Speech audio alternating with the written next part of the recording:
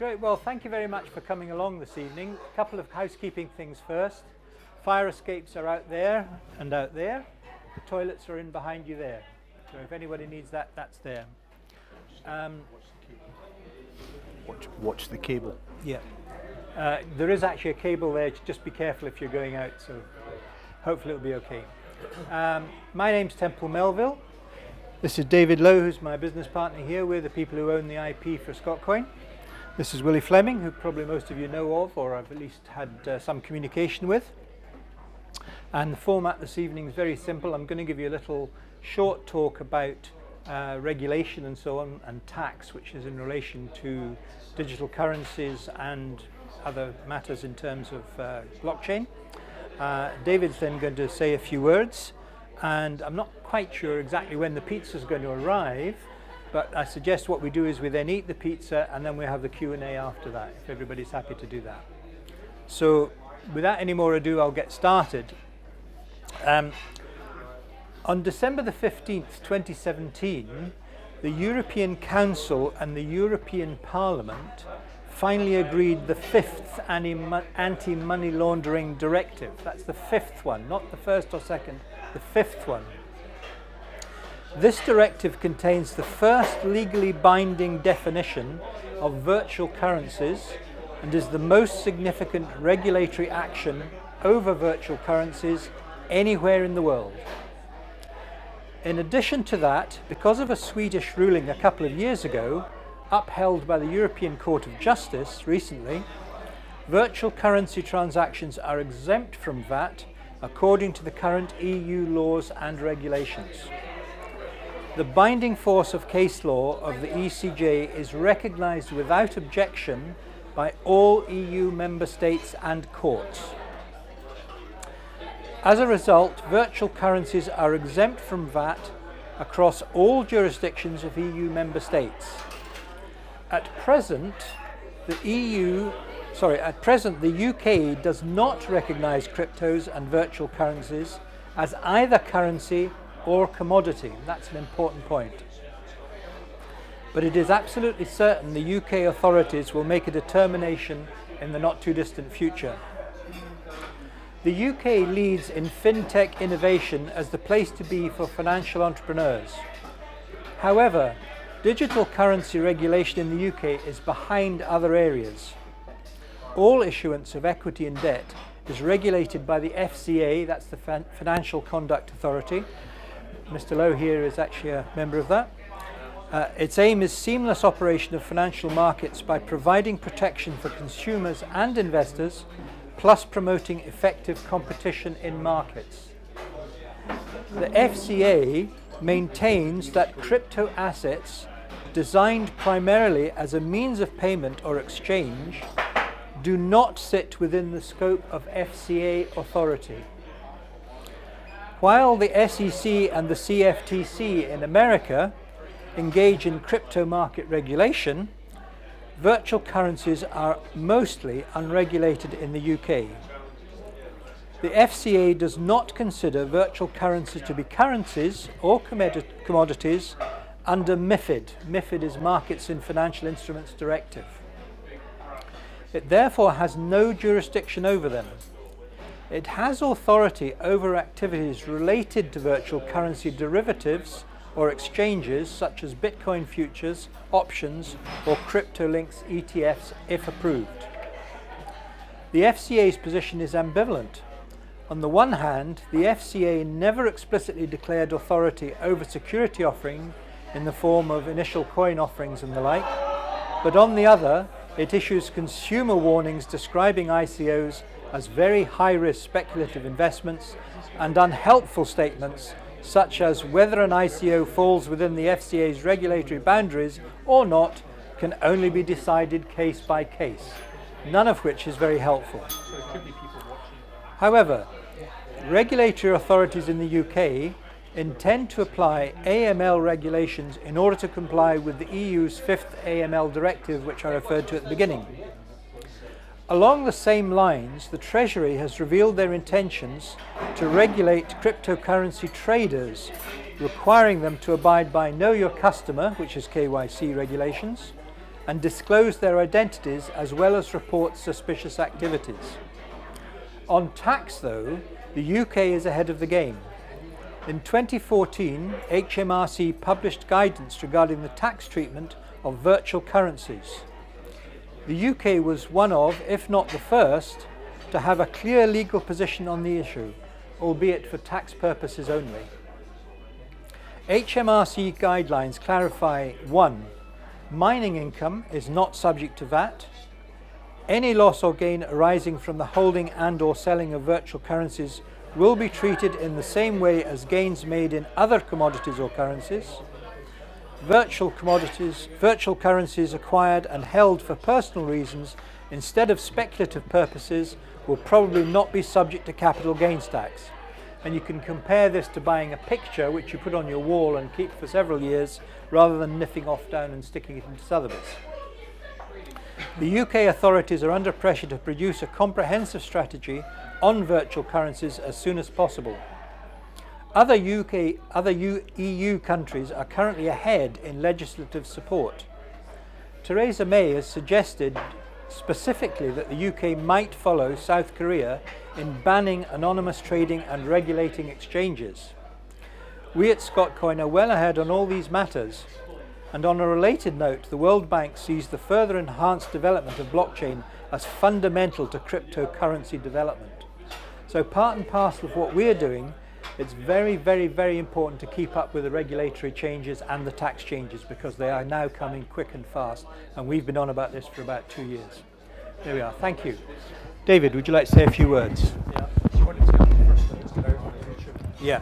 Well, this is actually going out on a YouTube channel, and it will be up. You can see it again later on if you want. How does this work? You just click anywhere. Is that on? Yeah.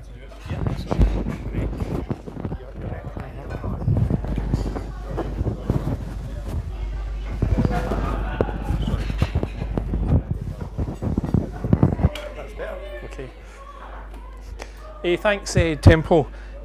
What Temple's basically done there is sort of lay out the narrative, the framework that we're currently in, which is basically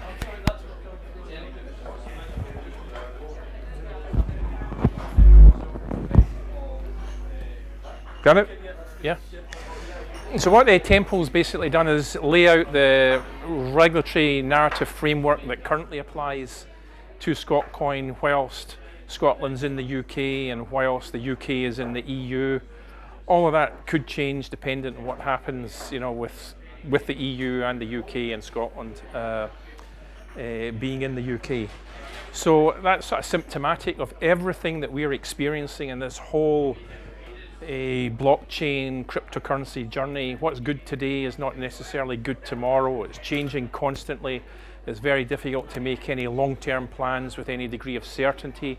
It's very easy to engage bad people to do wrong things or to make big mistakes. So everything we want to do takes longer than normal things take to do, and it's a constant learning curve. And I think it's important to appreciate that backdrop. Temple's also alluded to some fundamental decisions that we made 2 years ago. I think you referenced 2015 as the starting point. What we decided around 2015 or maybe 16, I can never quite remember, is that if Scotcoin is to have longevity, if Scotcoin's to be here to stay, we have to come off the counterparty blockchain. The reason why, there are many reasons why, but the main reasons why is that for a cryptocurrency, or digital currency as we're supposed to call it these days, is to have longevity, it has to be readily available for exchange of goods and services. If you want your currency to be exchangeable for goods and services, you have to have stability. In order to have stability, you can't have XCP tokens and Bitcoin tokens in the middle if you're moving from Scotcoin to sterling, euros or dollars. So you have to blend all that out of the equation. The other aspect to that is that you have to take the transaction cost out of the equation. So if you're on the counterparty protocol, as I'm assuming most people know, you have to use Bitcoin to trade essentially. And then as Bitcoin becomes larger and the chain becomes longer, the transaction speed becomes slower. So you're not in control, a bit like sterling in an independent Scotland, you're not in control of your own monetary policy. You basically have to be in control of your own currency. So we took the decision a few years ago to develop our own blockchain, and that's pretty unusual. Again, there's no precedent there, but basically it is the elusive solution. The solution being you should be able to move seamlessly from Scotcoin to sterling, euros and dollars, and other selected digital currencies, which would obviously include Bitcoin.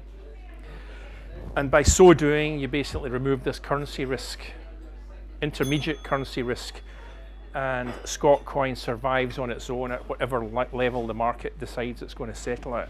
I think that's fundamental to the long-term future for Scotcoin, and it's a project we've been working on for some time now. We've had a lot of hiccups. We've engaged people to help us with this project who weren't the right people, and we're having to change management. We're having to change suppliers and partners all the time just to get the blend right.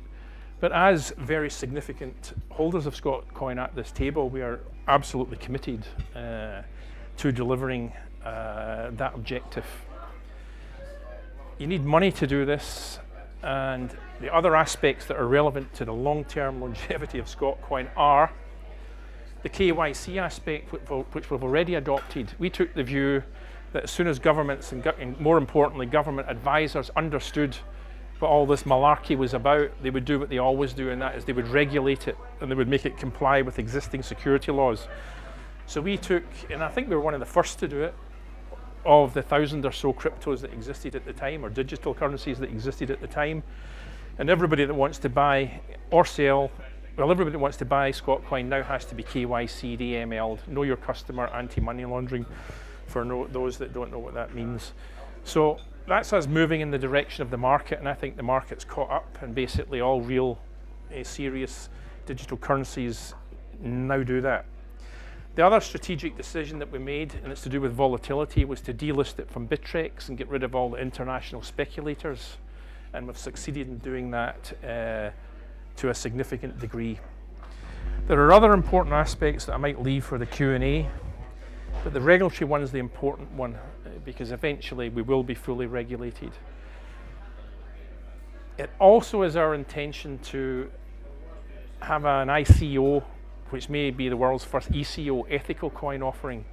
We have to find a space on the spectrum that makes Scotcoin unique. And the position that's emerging is the ethical space. We're working with the IPPR, which is the Institute of Public Policy and Research, regarding a Citizens Wealth Fund, whereby we would be using Scotcoin to quantitative ease from the bottom up, whereby those with nothing get the coin, and the higher up you are in the food chain, the less you get. So this is unique. It's had a very good feedback to date, and we hope to be advancing talks with the IPPR in that regard. The other thing we've been doing is speaking to the Scottish Government about our plans along those lines, and we've had a very positive, I think it's fair to say, response. But all governments, be they Scottish, British or elsewhere, are preoccupied with today and tomorrow. They tend to be very ignorant of the space that we're talking about, and it's not up their pecking order, but the civil servants we were dealing with got it, and they're now discussing it with we were talking to the financial people, they're now talking to the tax people, because if you're going to give a disadvantaged person £5,000 worth of coin, you know, that has an effect on benefits, etc. So it's not quite as simple as it seems. But that's the space that we are looking at on the spectrum that would distinguish Scotcoin from a lot of other coins in the universe. The other area that we're looking at is the legislative framework, which is key.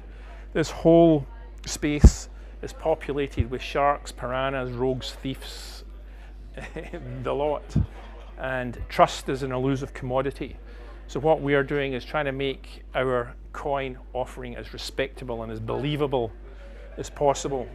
And we're looking at Ireland, because it's English speaking, and in the UK as a possible domicile for such a coin offering. We've been to Malta, which again is English speaking, is in the EU.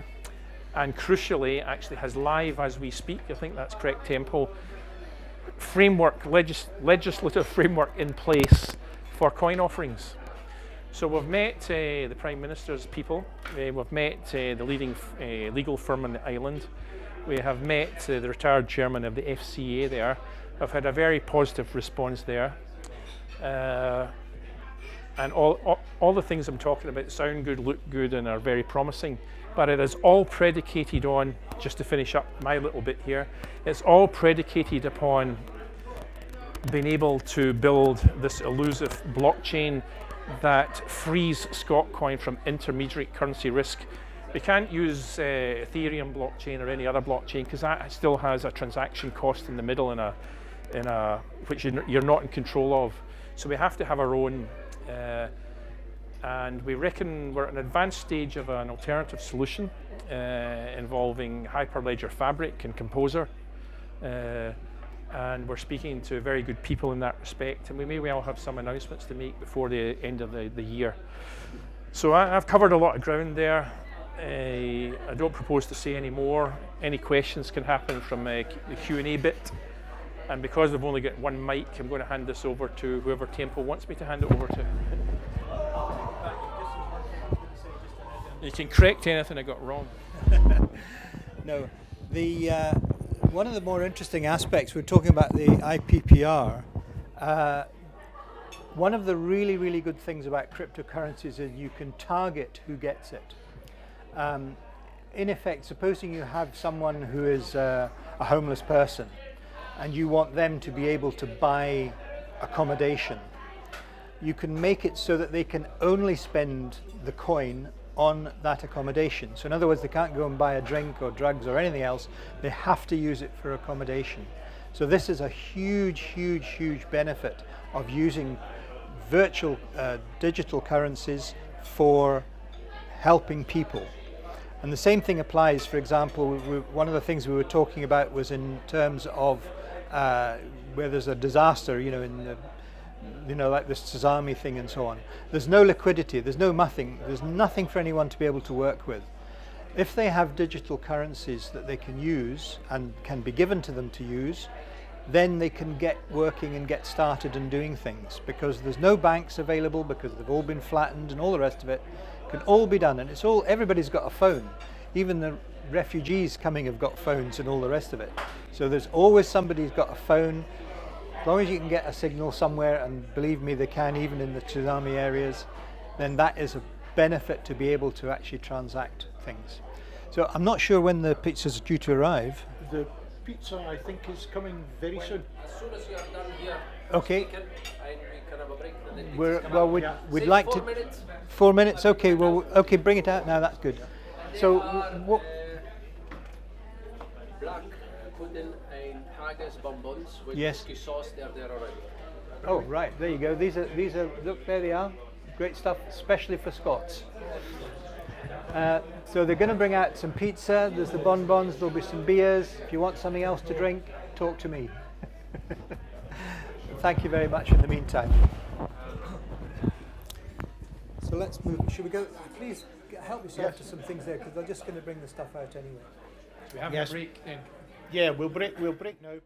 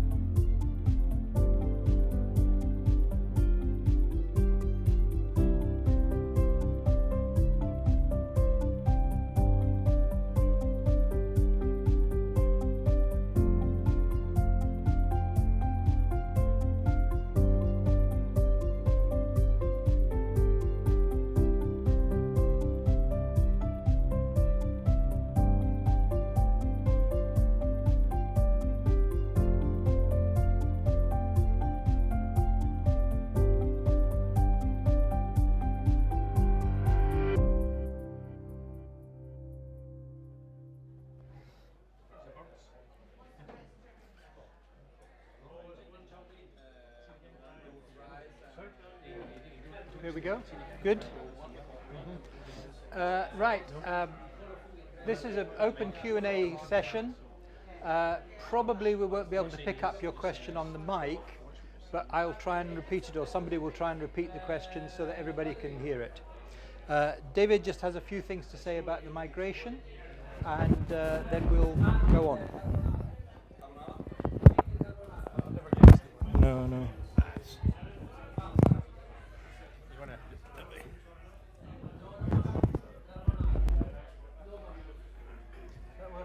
So I'm assuming most people here own Scotcoin, and some are interested in buying Scotcoin.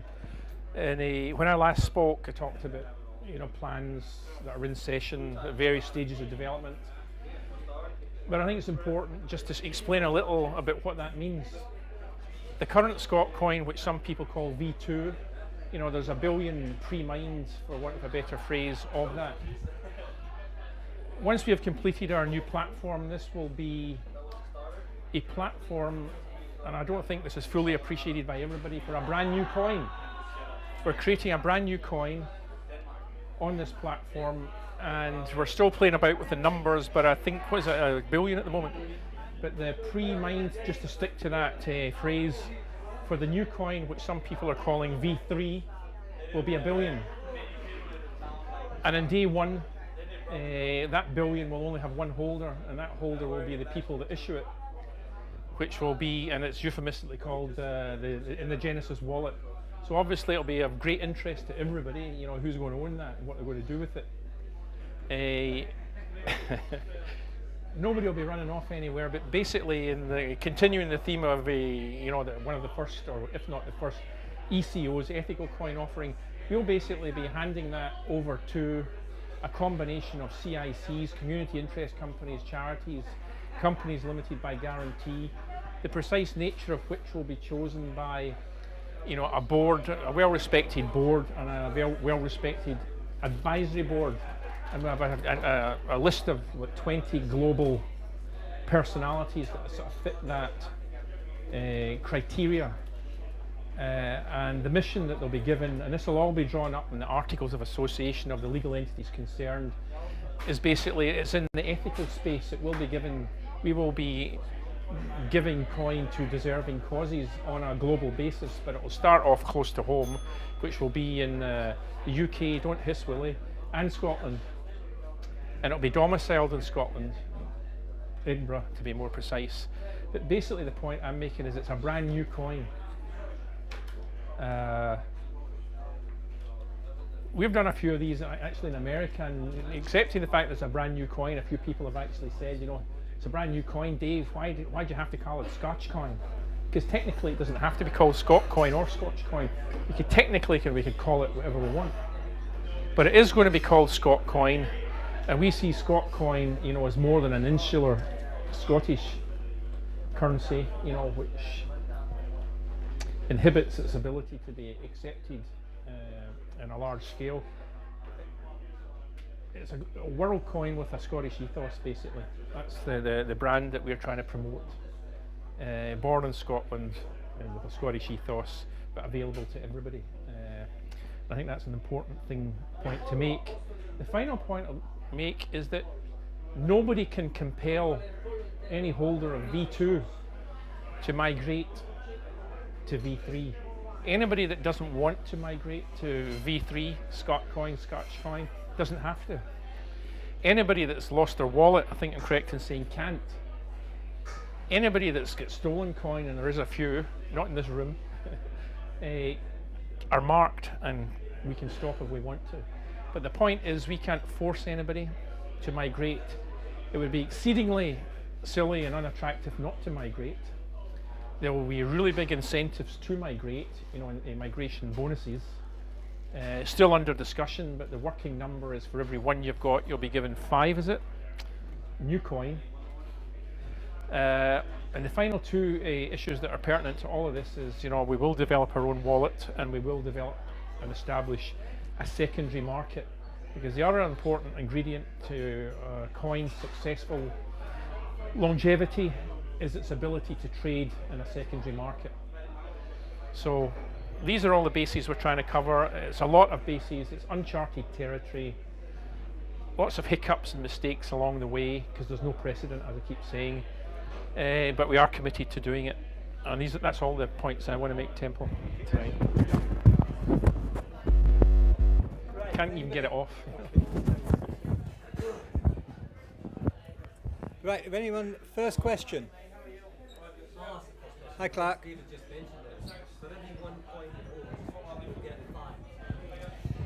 No, that's not quite. Yeah. Right. Okay. I said the working model. Yeah. The way it will work is at the moment, and this is not exact, but it's to make the explanation simple. If you have one existing V2 Scotcoin, that is worth roughly a penny. Just call it a penny. Now, if you want that to be a pound, you have to have 100 of them. So if you've got 100 V2 Scotcoin, you've got a pound. When we migrate, those 100 coins will become one coin. One new coin, one V3 new coin. And that will change into 5 new coins. So just in the simplest terms, if you've got 100 worth a pound at the moment, on day 1, when you migrate, you'll have £5 worth. That's as simple as that. Just on that, how are you going to guarantee that the new holding is worth 5 times what the old holding is? Given There is no. there is no secondary market. Hang on.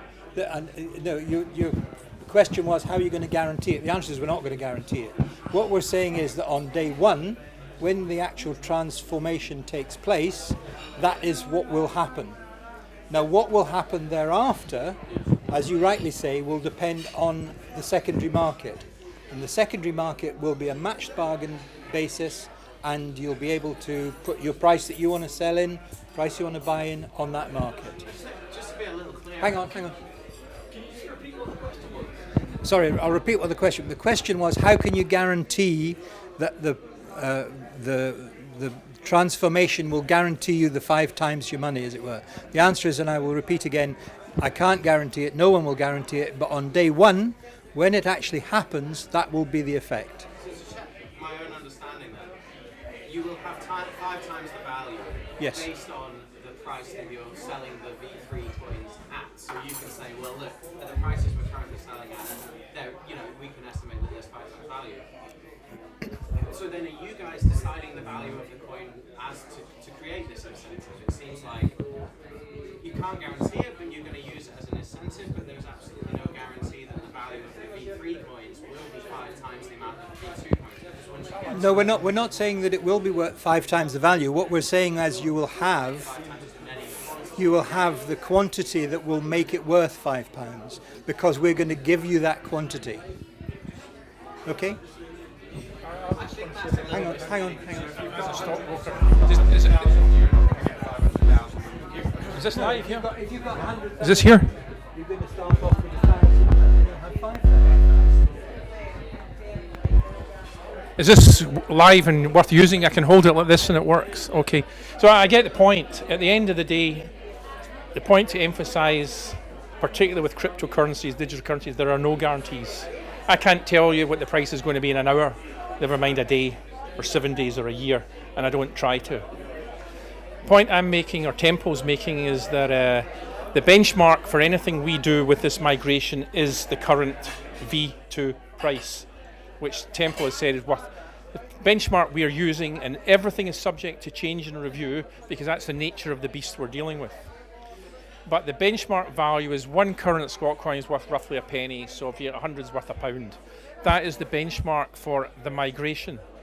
So on day 1, call it, of creation of the new coin, for 3 months, 6 months, all numbers still to be hammered down, everything subject to review.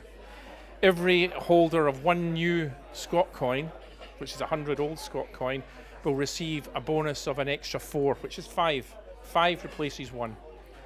On day 1, that will have a face value of £1 becomes £5. I can't tell you, and nobody can, and anybody that tries to pretend they can is misleading you. I can't tell you what it's going to be the next day. It could be £2, it could be 10 pence, or any number you want to make up. So that's the nature of the beast. That's the nature of the industry that we're in.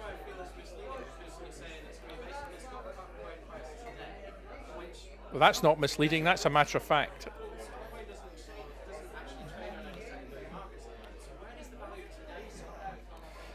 It trades in the counterparty market, but you might want to say more about the counterparty market. And the crucial point is, if nobody wants to engage in it, just don't bother. You know, there's nobody's forcing anybody to do anything. If somebody doesn't want to migrate, they don't have to migrate. Nobody wants to buy Scotcoin V3, you don't have to. Nobody's forcing anybody to do anything. Everything I'm talking about will be in a white paper, substantiated by advisors. And you look at it the same way as you look at a share prospectus. If you like it, you're in. If you don't like it, you don't bother. Your call.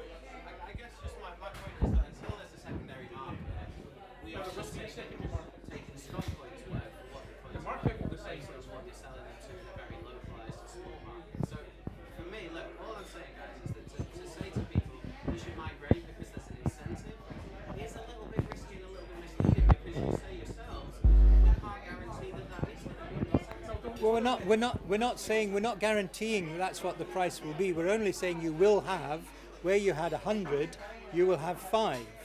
And on that basis, at today's date, that is worth 5 times what you've got at the moment.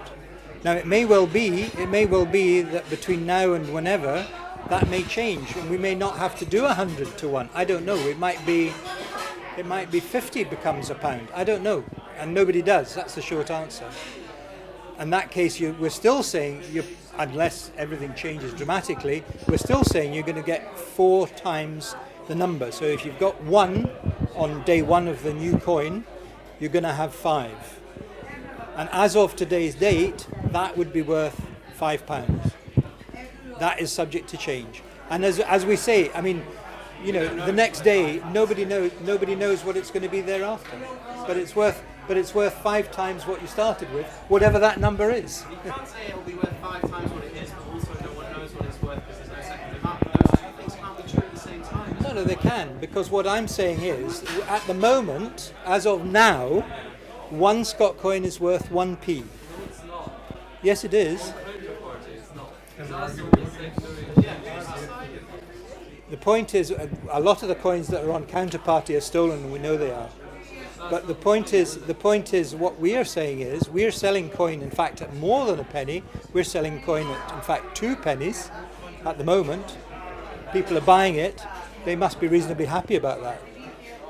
If you want to buy the coin on counterparty and buy for less, please do, because it'll clear up the stolen coin that we know is there, and we won't migrate it.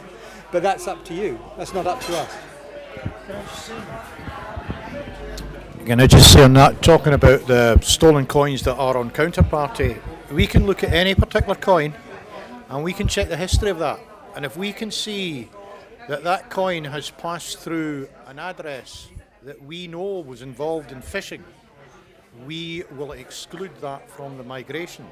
So frankly, you buy on counterparty at your own risk, simply because too many people have been screwed with phishing attempts. And the proceeds of these phishing attempts have been stuck on counterparty at stupid low prices, because when you steal something, anything you get for it is a profit. And that's why Scotcoin is available on counterparty at stupidly low prices. But they can... I'm sorry, can you repeat? Yeah, the question was, is it a good thing that we have that level of control? The short answer is yes, because in fact with regulation we are going to have to be able to say, if asked, where did those coins come from?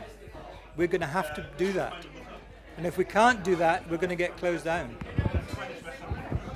And can I just make it clear that level of control is part of the whole Bitcoin protocol, and that effectively anything that is done on Scotcoin at the moment is done on the Bitcoin. It's done on the Bitcoin platform, so we can check back through any address and find the history of any coin. So all these claims about Sorry? With Bitcoin, you can't cess the transactions afterwards, so you can't settle that Bitcoin. That's why we're coming off. And that's why we're going away from that protocol, which simply does not work for the purposes that we need. Bitcoin is wonderful, but it's not wonderful for us. It does not fit our use case, and we have spent the past few years trying to get off the counterparty protocol that, frankly, we inherited. So yeah, we do have that control, and we will do what we can to protect those of our people who have fallen for phishing, if only by saying that those who stole from you will not profit from their theft. Okay. Anybody else? Yes. But I'm right in saying that the focus of the Scotcoin project at the moment might be more of mass adoption of use of coin rather than value. The focus on value might come later. You're more focusing on mass adoption. That's what they Yeah. So the question was, are we working on looking for more mass adoption, and therefore from that mass adoption will come value? The short answer is yes. One of the reasons we do these things is to introduce what we're doing to more people, so that hopefully they will think about it and see it as a good idea. We happen to think we have good ideas. Not everybody agrees, but that's fair enough. We very much want people to be using the coin. We have deliberately not gone out while we were on the V2 counterparty protocol to get people involved. We have some people who will take coin, that's not a problem, but the real takeoff point comes when we have V3, because first of all there will be no transaction cost effectively, and therefore it's a much easier way of transacting altogether. I'll see something. Yeah, sorry. Because my business is taken. Just hold it open. Yep.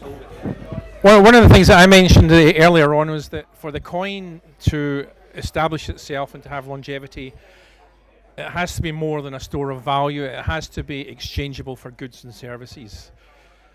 One of my businesses, one of my businesses was the first to take it, but it was for one product only, Monday to Thursday, and on the basis that not a lot of people would buy it, because it was more to publicise Scotcoin than to do anything more dramatic. But it was fundamental in leading us down the road we're going down, because you cannot have volatility with all those intermediate coins, Bitcoin and XCP, around Scotcoin if you want the coin to be acceptable for goods and services. A place like this, a place like the Arlington Bar in Glasgow, which is the place I was talking about, cannot take the coin if in the space of 5 minutes the GP can quadruple or quarter.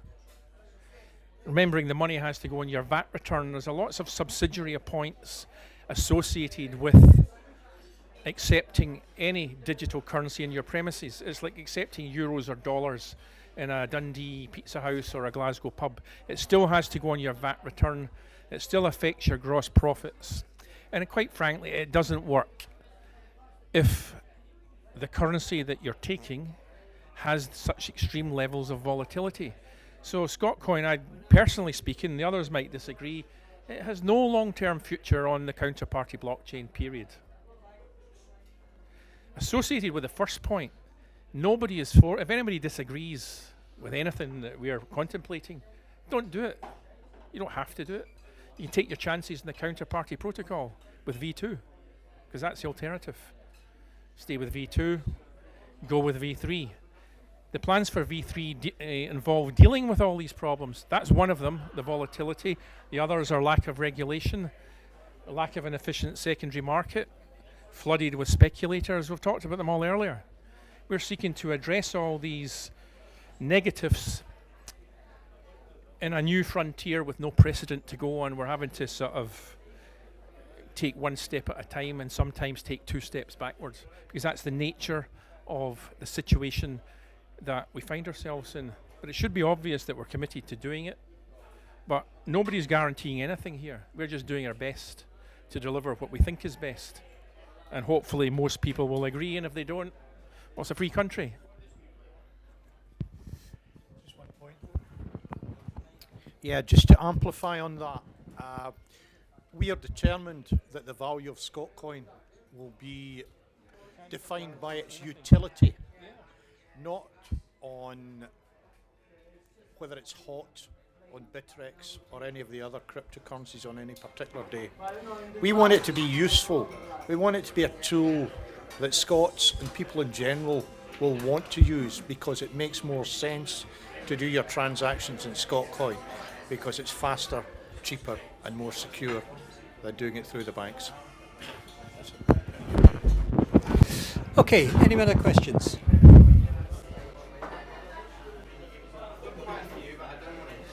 Well, go on. It's fine. It's fine. Listen, so V3, what percentage of it is pre-mined? Of the billion coins, what percentage Oh, okay. of that is pre-mined? What percentage of the new coin is going to be pre-mined? Yeah, how many coins exist? Yes. on the day? Right. Well, this is all work in progress, but as of now, the idea is there will be 1 billion pre-mined V3 coin. Okay, is there then a process to generate new coins? Or? No. Okay, so 100% pre-mined. Yes. We're saying that, look, at some point you'll enter secondary markets. Yes. And it will establish a price. What guarantees anyone that holds V3 Scotcoin have that people who control 100% of the pre-mine won't just dump it on an exchange?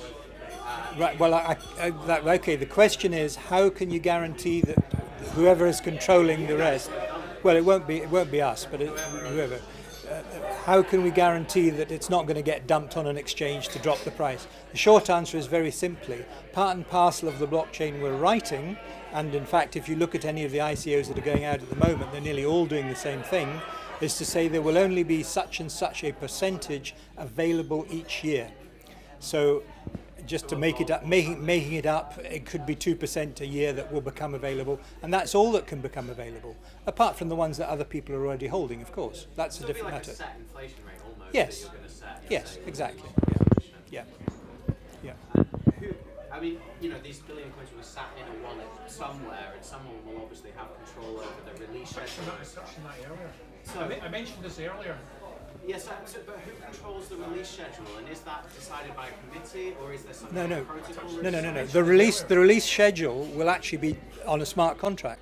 So in other words, when you create the blockchain, you will make it in such a way that only so many coins, whatever that number is, are released on an annual basis. So just again, making it up, if it was 2% in 50 years' time or 60 years' time or 100 years' time, whatever it is, there will still be some coming out. Just to go back to a wee technical point, because it's technical stuff I do, they talk about the money. Using the term pre-mined is not quite accurate because Scotcoin transactions won't be mined as such as we're used to with Bitcoin. Mining implies that there are great rewards to be had for doing some mining and doing some work on it. I prefer to use the term validating. And one of the advantages of Scotcoin will be that it is very fast, very light, and transaction fees will be very low. Because the transaction fees will be very low, there is no great pot of money to be shared amongst miners. So nobody is going to set up a Scotcoin validation farm in the same way as they might set up a Bitcoin validation farm. There just isn't the money in the system to make it worthwhile for anybody. Now we're looking at various technical solutions around that, and some of them involve just about everybody being able to have a little bit of the validation action and earning a little, and some of it is frankly quite centralized. We will come to the solution that makes most sense at the time regarding that, but nobody is going to make vast amounts of money mining Scotcoin or even validating it. There's another core point there about who owns it, the genesis of Yes. Bitcoin. Do you want to deal with it? Willie sort of talked about money that can't be made on blocks in the chain, if we want to use simple terms. The other aspect I think you were alluding to on day one, the creator of the coin, there's one holder owning 1 billion of these things that may or not be worth £1 each on day one. Whether they're worth £1 each or 10 pence each, it's still a shed load of money. So what I said earlier is that, because it is a concern of some people, who's going to own all this? Well, it's not going to be Dave Temple or Willie. It's going to be in a community interest company or something similar, populated by the great and the good. Proper board, preferably a registered in Scotland, in Edinburgh, community interest company with an asset lock, which is de facto part of a community interest company. And the vast bulk of all this coin, will be held in such an entity. And the people that are on the board of this entity and in the International Board of Advisors will determine what causes receive or who the beneficiaries of this coin are. And they will all be in the ethical space, because that's the space we are occupying on the spectrum. What Willie was talking about, or Temple was talking about in the smart contract, the slow release option, is that the actual release will be predetermined in a white paper for an ICO we will probably have.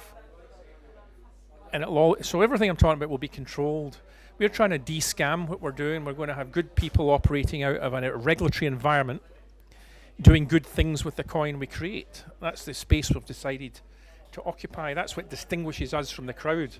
We're not trying to reinvent the wheel with some corny coin that's going to do something that nobody else has done. We're actually quantitative easing from the bottom up. We're giving disadvantaged people in disadvantaged areas coin to do with whatever they wish, although we can build in caveats of the type that Temple stated earlier on if we want to. But I'm answering this question saying that we've got a checklist of things that people will look for in this prospectus, which is really the white paper. All the things that will look for reasons for not getting involved with the coin are being removed. This will be a coin that people can trust, and it will be articulated in the white paper with proper advisors coming out of a proper legal framework, which won't be in the UK because the UK is in a mess, because the UK is coming out of Europe. I give it to Tim. Okay. Hello. Yeah, sorry. The question was who validates the transactions. That still remains to be seen. There will be the opportunity for lots of people to do it, is the short answer. Whether it's something that I think people in the community will probably be quite keen to do it, but they're not going to make lots of money out of it. That's the point I'm making. Bitcoin, of course, then you do have quite a lot of money potentially to make, which is they're spending fortunes trying to earn it. We don't think that's the right way to do it anyway. We don't believe that's a good idea. So what you will be able to do is to get a validation. Probably, if you decide, yes, I want to be involved, obviously we have to check you out, we have to make sure it's all okay and blah, blah, blah, blah. Then in that case, then we would say, yes, you can do it, that's not a problem, and you would get sent, on the node, as it were, whatever it was that was required for you to validate. It's like the antithesis of Bitcoin, isn't it? Because there's going to be gatekeepers who decide who become validators. Well, there have to be because Bitcoin proves that they don't have to be. Yes, I know, but but nobody knows what Bitcoin's actually doing. This is the whole point. There has to be in the new environment that we're coming into, there has to be somewhere along the line where you can actually say, yes, this is a person who's doing whatever it is they're doing. That's required. And you won't be, and in the same way that you will always with Bitcoin be able, if I say to you, I will send you some Bitcoin, I can do that and nobody needs to know anything about it. But if I do it through an exchange now, I don't believe there's any exchange in the world that doesn't have KYC and AML in place. There's decentralized exchanges in the middle. Sorry, yes. I can't remember off the top of my head the different kinds, but I know that you get proof of work and Yes. other ones. Yes. But I remember Willie's mentioned it before. But what's the top three? And just give a brief description of them and which one might you use in V3? The short answer to that is that sorry, I'll repeat the question, sorry. The question was which proof of transaction is what we're talking about, validation is going to be used. The short answer is it's going to be on Hyperledger, it's going to be Hyperledger Fabric, it's what they call the full stack. It will be through that system. There's 2 or 3 different possibilities, we're still evaluating them. We've found one that we're not totally happy with. We found another one that we are reasonably happy with, but obviously the most important thing is going to be security. Absolutely 100%, or as people say 110%. That has to be the number one thing that we're talking about. So the short answer is I can't tell you which one it's going to be, but we do know it's going to be in Hyperledger, and we do know it's going to be in the full stack. I know, as somebody said to me the other day, if it's IBM, why would you do something against them? Because they will destroy you. And it's IBM Hyperledger, they're using it, they've spent millions and billions on making it work. So they're going to make it work, and they're going to make it secure. Anyone else?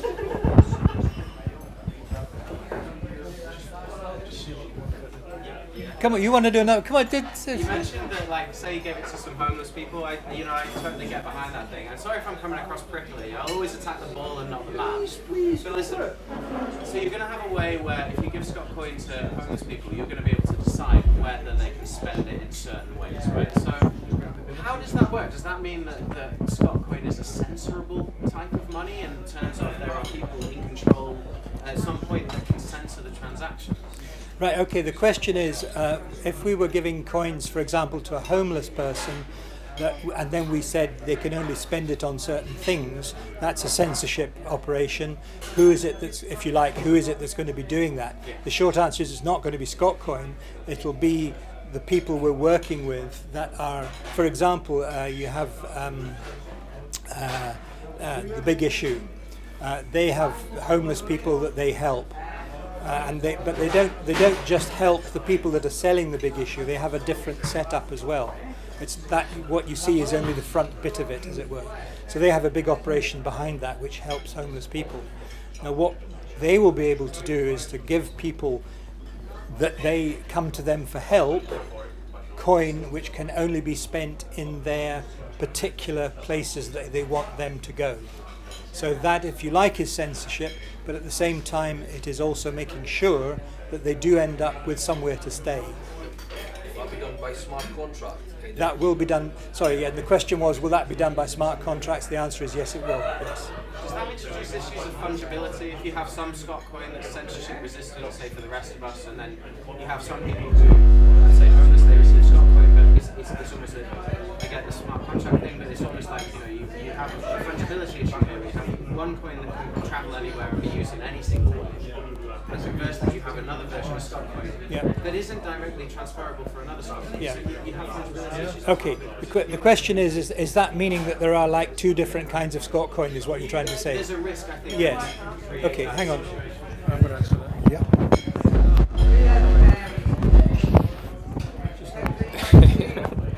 Yeah, so that is a really valid question, and the point I've mentioned 3 times now is we are in uncharted territory. Nobody's really considered this before, never mind the fact that it's a digital currency. Nobody's actually considered the idea of using a digital currency to quantitative ease from the bottom up. So there is a big discussion taking place. I'm not in favour of censoring what a coin, me personally, but it's not up to me. I'm just a contributor to a debate. I'm not in favour of censoring what you can do with a coin the same way that the British government, when they gave all the money out at the top, didn't say you can only use your coin for this, that and the other.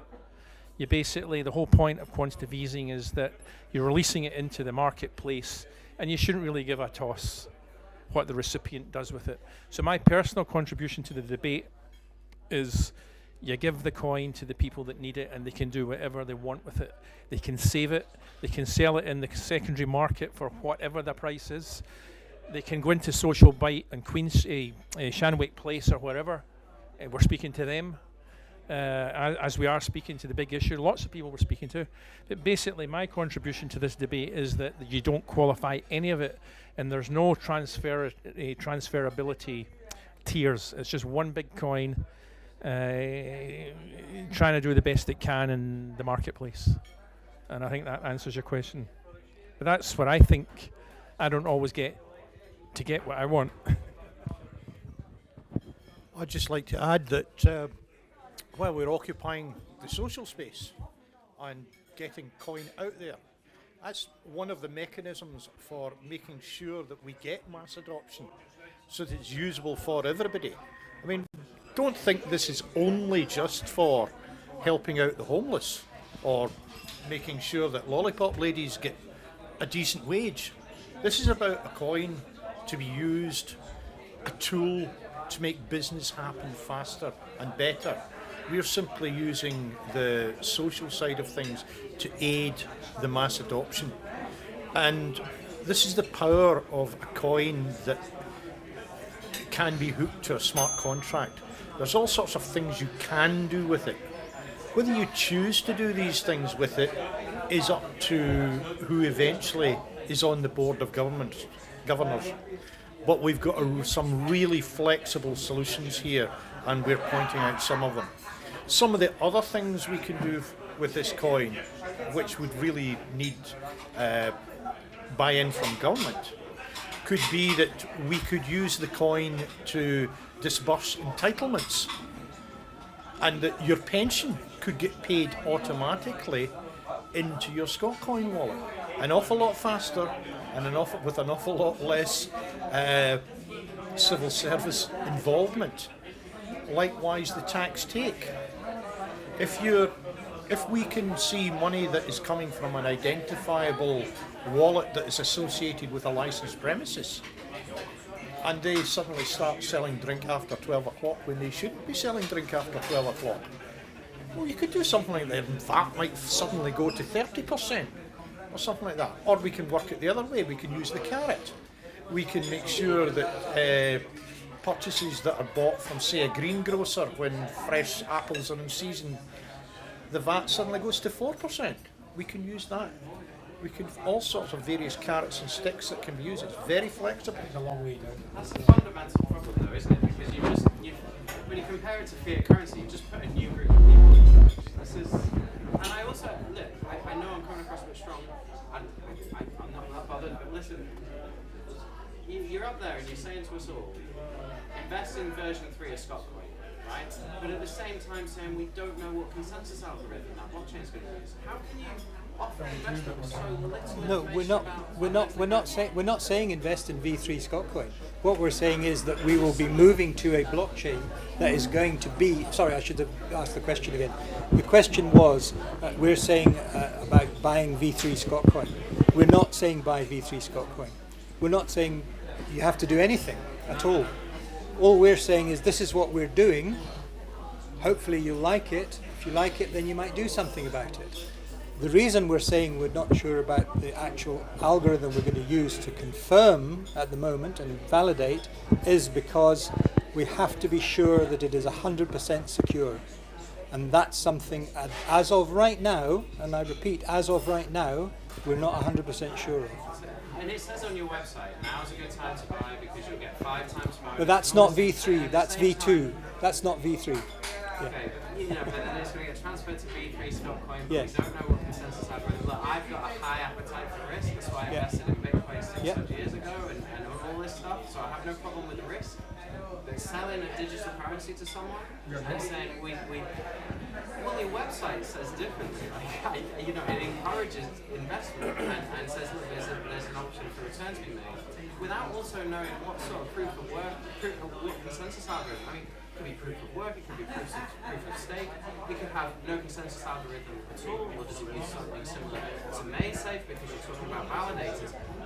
I don't see how anyone can put their money into it. Well, the question was, basically the question was, if we can't tell you what the proof of consensus is going to be, then why are we saying you should buy it? Okay, that's two questions. The first question is, the probability is that, very strong probability we'll be using Hyperledger. Hyperledger has various solutions for validation. That's the first point. One of those will get chosen. That's the second point. The third point is, all we're saying is, if you buy, as of now, V2 version 2, then when we migrate to the version 3, this is what you will get. That's all we're saying. We're not saying you have to buy it, we're not saying you should buy it, we're not saying anything else, but we are saying this is what will happen. Just a basic one. Just a year when you want V3 to be live and kind of, ready to go. Whichever a year that you're aiming for. Oh yeah, I'm sorry. Yeah, the question is, are we aiming for a year for V3? Well, the short answer to that, we're hopefully not aiming for as long away as a year. We have been, as David said earlier on, we have been held back by a variety of things. We've had some issues with some people who have been problematical for us. We've had some issues with the actual operation of the chain, as we're talking about, to do with consensus and all the rest of it. So all these things are issues which have to be addressed, and they take time. It's as simple as that. I was quite interesting. I was looking at an ICO for an American thing at the moment, which is, they've got the critical path and all the rest of it, and all the thing, but they're not actually planning to do anything at all, until the end of 2019. And that includes even telling you what they're going to use as a blockchain. So we're being a bit helpful in that respect. Clark, yes. I've got to throw in there. It was this time last year that the heavy investment that came into Scotland, off the back of emails and information coming from you guys, that we were going to have a white paper round around Christmas. We were going to be going to V3 prior to Easter. We were going to be going to the ICO just at the back end of Easter, and people that invested this time last year could expect about 4 times, 5 times their investment by Easter time past. So to answer your question, are we looking at 12 months ahead? The answer to your question was it was meant to happen last Easter, because you've got a lot of people that invested tens of thousands of pounds, because that's the timeline that you lads are following at that moment in time. And it's okay, the question is, this time last year there were people who invested on the basis that things were going to be happening by Easter time this year. Yeah, heavily invested, fine. Okay, answer that question is very simple. At that time, that's what we believed was going to happen. During that period, quite apart from the changes that have happened in the regulatory environment, which is an issue, we've also had issues with people that we were working with, and we've had other issues. Now, in the simplest of terms, there's no point coming out with a white paper and then having to say, oh, by the way, actually, we can't do any of this. We're going to have to do something different. We, I believe, took the right decision to say, no, we will wait until we have the right solution. We will wait till we have the right people. That's what we've done.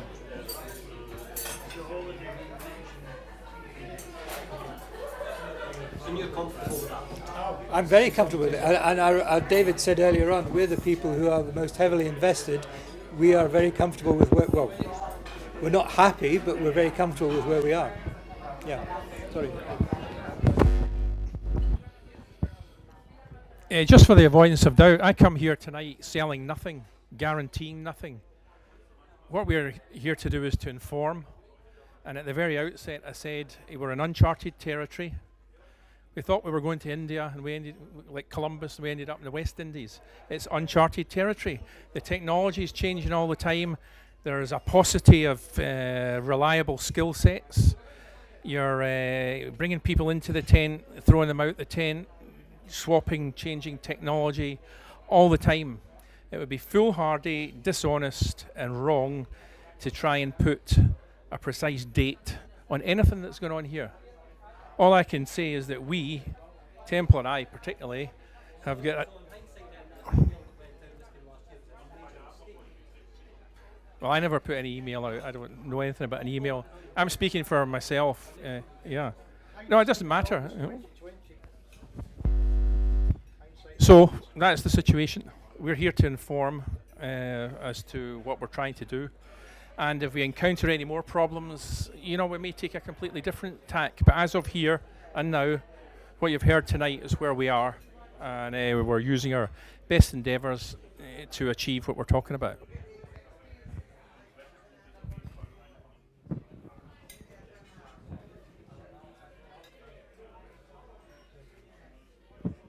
Anyone else?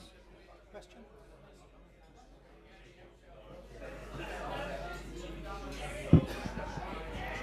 Anyone else? Well, I think if we haven't got any more questions, we can have another few drinks, and if anybody wants a bit more pizza, we can get some more pizza. We're here for about another 45 minutes or so. Please ask us any questions. Thank you very much indeed. I hope you've enjoyed it.